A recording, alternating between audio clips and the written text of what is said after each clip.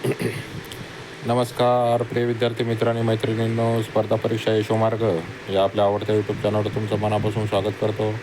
मित्रांनो, जसं की आपल्याला माहिती आहे की पोलीस भरती ही आज 22 घटकामध्ये लेखी परीक्षा पार पडलेली आहे. 22 घटकामध्ये आणि त्या लेखी परीक्षेचे जवळपास सर्व टेलिग्राम चॅनलवर किंवा इथे आपल्याला पेपर भेटून जाणार आहेत.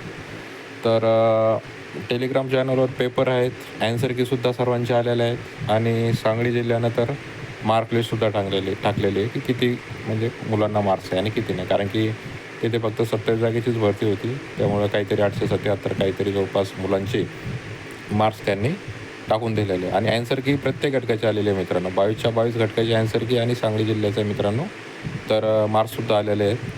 तर आपण म्हणजे आपण जवळपास सर्वच जिल्ह्यांचे पेपर डाउनलोड करून बघितले असतील. पहिलं तर स्वतः आपण ज्या जिल्ह्यामध्ये पेपर दिला आहे, ज्या घटकामध्ये पेपर दिला आहे तो बघायचा आहे, ॲन्सर की बघायची, आपला स्कोअर बघायचा आहे. आपण एक पोल करणार आहे मित्रांनो.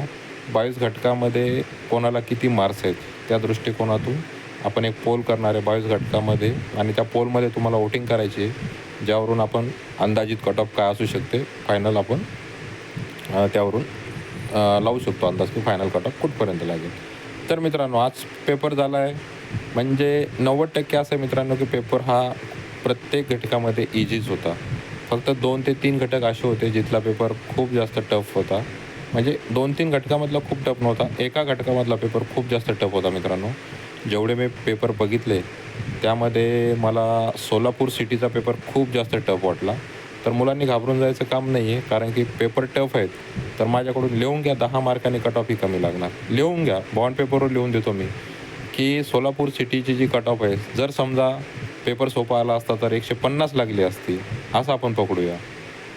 जी कट ऑफ समजा 150 लागायची 130 लागायची होती किंवा 140 लागायची होती 150 पैकी, तर ती कट ऑफ तुम्ही पकडून चाला मित्रांनो. ती 130 लागायची होती तर 120 लागणार, 140 लागायची होती तर 130 लागणार. 10 ते 15 मार्कांनी कट ऑफ ही सोलापूर सिटीची कमी लागणार आहे मित्रांनो, कारण की पेपर खूप जास्त टफ होता. जी केचे क्वेश्चन तर असे होश उडवणारे होते आणि विचारण्याची पद्धत जी होती आणि बाकी पण प्रश्न मित्रांनो, मी पाठीमागचा व्हिडिओ बनवला आहे त्याच्यामध्ये सुद्धा सांगितलेलं आहे की खूप लेंदी क्वेश्चन विचारलेले होते. 20-25 क्वेश्चन असे होते मित्रांनो, खूप लेंदी होते. टाईम मिळतो पोलीस भरतीचा एक्झाम देताना, पण जशी तयारी असते काही काही मुलांची तर त्यांना ते टफ जातं थोडंसं. तर त्या दृष्टिकोनातून एक नंबर माझ्या दृष्टिकोनातून जेवढे मी पेपर बघितले तर सोलापूर सिटीचा पेपर सर्वात जास्त हार्ड होता. त्याच्यानंतर 2 नंबर पेपर होता मित्रांनो मीरा भाईंदरचा पेपरसुद्धा टफ होता. 1 नंबर म्हणजे हार्ड एकदम टफ लेवलची क्वालिटी होती सोलापूर सिटी. आणि 2 नंबर मीरा भाईंदरचा पेपर हा तसाच होता मित्रांनो. आणि 3 नंबरमध्ये जो एक मला टफ वाटला त्याच्या खालोखाल थोडासा पेपर लेंदी होता, तो म्हणजे वर्धा पोलीस भरतीचा सुद्धा पेपर मला थोडा टफ वाटला. म्हणजे मी सांगतो मित्रांनो, म्हणजे असं नाही मी कोणाला कमी लेखत आहे, पण सोलापूर सिटीमध्ये 90+ मार्क घेणारा मी तर त्या मुलाला सॅल्यूट मारेल की यार खरंच, आणि तो खरा वर्दीचा हकदार असेल. जर सोलापूर सिटीमध्ये एखाद्याने 90+ मार्क घेतले असतील तर चॅलेंज आहे भावा तुला, की ज्याने कोणी मैत्रीण असेल किंवा बहीण असेल माझी, तिने जर त्या मार्क घेतले असतील 90+, तर तुमच्या अभ्यासाला सॅल्यूट आहे. आणि मी तर म्हणेल की तुम्ही कोणतेही पोस्ट काढू शकता अगर तो पेपर तुम्ही जर टफ एकदम दिला असेल आणि 90+ मार्क घेतले असतील तर. तर माझं थंबनेलसुद्धा बघितलं असेल मित्रांनो तुम्ही की 85+ मार्क घेणं म्हणजे सोलापूर सिटीमध्ये, म्हणजे 90 तर मी जास्त सांगितले, 85 पण. तर त्या दृष्टिकोनातून मित्रांनो कट ऑफ जी आहे फायनल कट ऑफ ही, जिथं समजा सोलापूर सिटी 130 लागणारी होती तर पकडून झाला ती 120च लागणार आहे किंवा 115च लागणार आहे. कारण की पेपर टफ होता, वर्ध्याचा पण पेपर टफ होता आणि मीरा भाईंदरचा सुद्धा पेपर टफ होता. आणि बाकी जे होते मित्रांनो तर ते बऱ्यापैकी होते. आपण इथं बघू शकता सांगली जिल्ह्याचं बघा, टोटल 27 जागा होत्या मित्रांनो. 27 जागा होत्या, त्यामुळे यांनी खूप फास्ट प्रोसेस केली. 27 जागामध्ये बघा, अनुसूचित जाती 6 होत्या, अनुसूचित जमाती 3 होत्या, भजड 2 होत्या, भजड 4 होत्या, इतर मागासवर्ग 13 होत्या मित्रांनो. असा होता. तर हा कट ऑफ तर थोडा हायच राहणार आहे मित्रांनो, हा कट ऑफ थोडा हायच राहणार आहे. आणि तुम्ही बघू शकता त्यांनी मार्क्ससुद्धा टाकलेले आहेत. तर या मार्क्समध्ये मित्रांनो एक मुलगा इथं तुम्ही बघू शकता 169 नंबरचा, की त्याला 94 मार्क आहे मित्रांनो, 94. आणि 90+ जे आहेत मित्रांनो जवळपास 4 का 5 कॅन्डिडेट आहेत.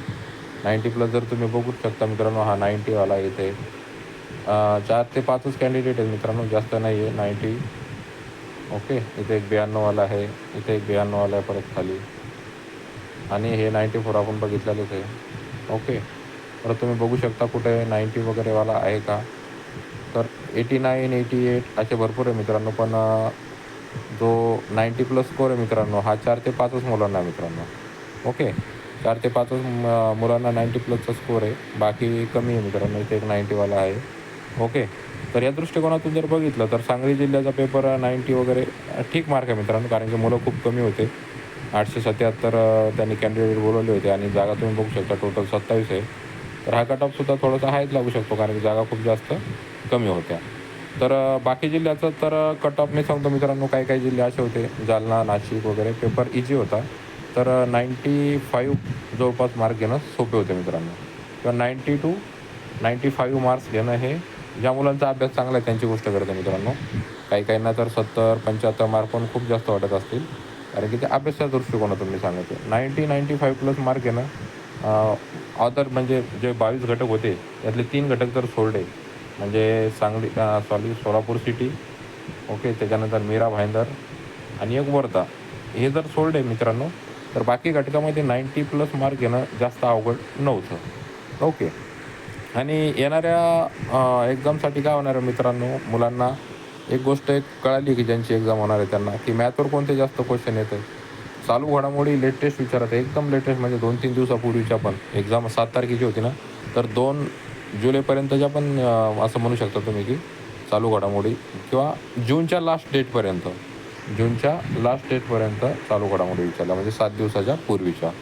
म्हणजे जेव्हा आपले पेपर राहतील तेव्हा आपल्याला असं करायचं की समजा आपला पेपर 1 ऑगस्टला आहे, तर आपल्याला जवळपास 25 जुलैपर्यंत चालू घडामोडी वाचायच्या आहे. अशा दृष्टिकोनातून तयारी करायची. मॅथचे क्वेश्चन हे सर्व 22 पेपर तुम्हाला याच्यासाठी पाहायचे मित्रांनो, टोटल तुम्ही पेपर डाउनलोड करा, मॅथचे क्वेश्चन काढा, त्याला म्हणजे म्हणतात ना डिफरन्शिएट करा, की वर्ग समीकरणावर कोणतं येते, आगगाडीवर किती गणित आलेले आहेत, किंवा घड्याळावर किती गणित आहे, किंवा प्रतिमा आहे त्याचे किती गणित आहेत. ओके.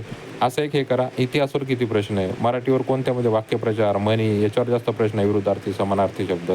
इतिहासावर कोणत्या घटकावर आहेत, भूगोलवर कोणत्या घटकावर आहे, राज्यघटनेवर कोणत्या घटकावर आहे, सायन्सचे कोणते क्वेश्चन येत आहे. तर हे जे मित्रांनो, एक दिवस तुम्ही जाऊ द्या, एकच दिवस द्या ह्या सगळ्या गोष्टीला. ह्या गोष्टीचा तुम्हाला एवढा फायदा होईल ना, ज्यांचा एक्झाम होणार आहे त्यांना, समोर ज्यांची एक्झाम होणार आहे बाकीच्या घटकांची, तर यांना या गोष्टीचा एवढा फायदा, तुम्ही क्लॅरिफिकेशन करा आणि याच्यामध्ये तुम्हाला कळून जाईल की कोणत्या घटकाला जास्त मत. एकच दिवस द्यायचा मित्रांनो तुम्हाला, त्या एका दिवसाचा तुम्हाला एवढा फायदा होईल की तुमचे मार्क्स ऑटोमॅटिकली 2-4 वाढून जातील. कारण की तुम्ही वायफळ गोष्ट वाचल्यापेक्षा तुम्ही फोकस करून ती गोष्ट वाचाल आणि त्या गोष्टीचा तुम्हाला नक्की फायदा होईल. तर आता आन्सर की आलेलं आहे मित्रांनो, तुमचा स्कोअर किती आहे काय आपण एक पोल घेऊ त्याच्यावर. मी प्रत्येक जिल्ह्याची 22 असे पोल घेईल मित्रांनो, प्रत्येक ज्या घटकावर एक्झाम झाली, आणि त्याचा ओरिजिनल आणि जो खरा आपला स्कोअर येतो आन्सर कीनुसार, ओके, तर तो खरा आन्सर कीचा स्कोअर टाकायचा. त्या दृष्टिकोनातून आपल्याला कळून जाईल की फायनल कट ऑफ काय लागू शकते. तर आशा करतो सर्वांना चांगला पेपर गेला असेल. परत फायनल सिलेक्शनसाठी तुम्हाला एकदम शुभेच्छा देतो. आणि ज्यांना असं वाटत आहे की खूपच जास्त कमी मार्क्स आहेत त्यांनी पुढच्या 9,000 भरतीची तयारी सुरू ठेवायची. डिमोरलाइज व्हायचं नाही आहे, अभ्यास सुरू ठेवायचा आहे. ओके. तर व्हिडिओ तुम्हाला नक्कीच आवडला असेल. व्हिडिओला लाईक करा, चॅनलला सबस्क्राईब करा. आणि जो मी पोल टाकणार आहे माझ्या चॅनलवर मित्रांनो, तर जिल्हा वाईज टाकणार आहे. ज्यांनी ज्या जिल्ह्यात पेपर दिलेला आहे त्या जिल्ह्याचा पोल बघून त्यांनी तिथं वोटिंग करायची आहे मित्रांनो. या गोष्टीचा नक्कीच फायदा होईल सर्वांना. आणि एक दिवस हे करून सर्व प्रश्नपत्रिका बघा सर्व घटकाच्या, आणि त्या दृष्टिकोनातून समोरच्या एक्झामचा पण अभ्यास तुम्ही करू शकता. ओके मित्रांनो, भेटूया नेक्स्ट व्हिडिओमध्ये. तोपर्यंत जय हिंद, जय महाराष्ट्र.